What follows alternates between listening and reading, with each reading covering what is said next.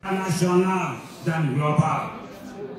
Kami melihat bahwa sinkronisasi menjadi masalah utama dalam tata kelola pembangunan Aceh yang berakibat pada kegagalan pemerintah Aceh dalam penggunaan anggaran pembangunan untuk mensejahterakan rakyat.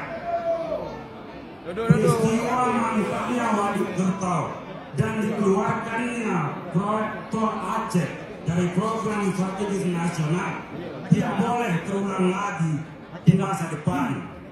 Hal ini dikarenakan ketidakmampuan dalam bersinergi dengan pemerintah pusat.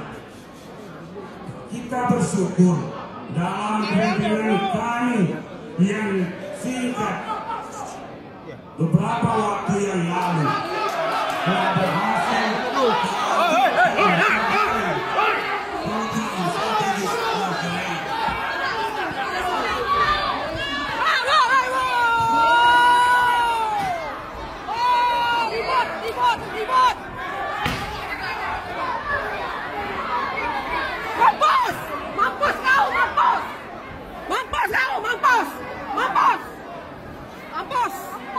Mampus!